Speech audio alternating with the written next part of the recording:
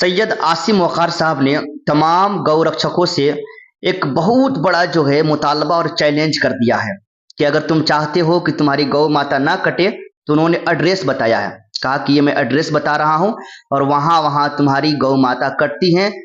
अगर औकात है, अगर तुम्हारी हैसियत है, अगर तुम्हारी ताकत है तो जा करके अपनी गौ माता को बचा लो। एड्रेस बता दिया उन्होंने। अब जितने भी गौ रक्षक लोग हैं वो जाए भैया और रुकवा सकते हैं। मुकम्मल एड्रेस बताया गया, वहां सबूत के तौर पर कहा कि जाइए और अपनी गौ माता को बता दीजिए। चलिए सुनते हैं।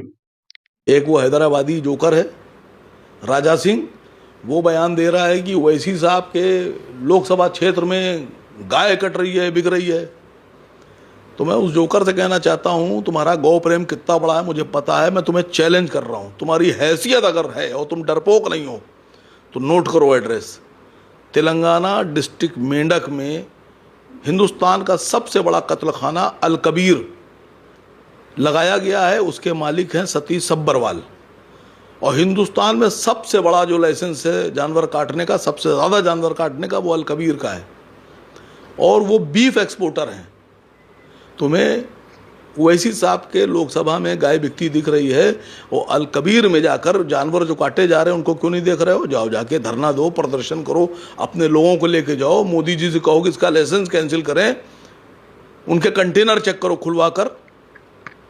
एक तीसरा नाम ले रहा हूं आपके महाराष्ट्र का, वो छोटा नेता नितेश राणे, वो भी बहुत बड़ा आजकल, उसको भी जीव हत्या बहुत ज़्यादा दिख रही है।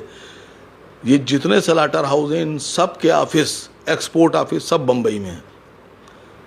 अल कबीर का नारीमन पॉइंट पे एड्रेस दे रहा हूँ, चले जाओ और जाकर वहाँ से पूरी दुनिया में बायर्स आते हैं, उनको बीफ बेचा जाता है, वहीं से पोर्ट पे लोडिंग होती है।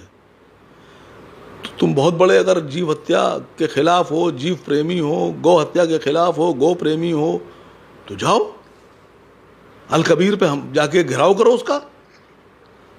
और तीसरी जो बात आप लोग को बताने जा रहा हूं, सन 2014 से पहले तक भारत में ऊंट की कुर्बानी होती थी।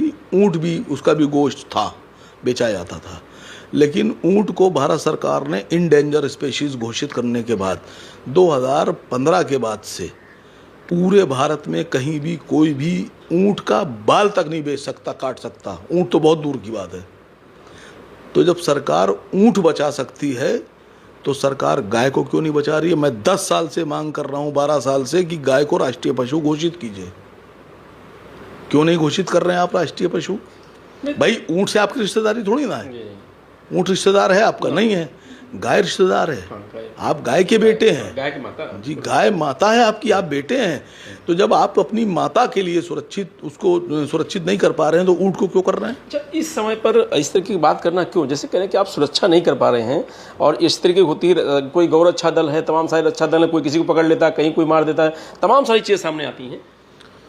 यही तो मैं सवाल आपकी अभी मैंने उठाया है कि जहाँ पर 2 किलो गोश्त बकरे का है, भैंस का है, मुर्गे का है, उसको तो आप पकड़कर मारे दे रहे हैं और मार रहे हैं, हमला कर रहे हैं।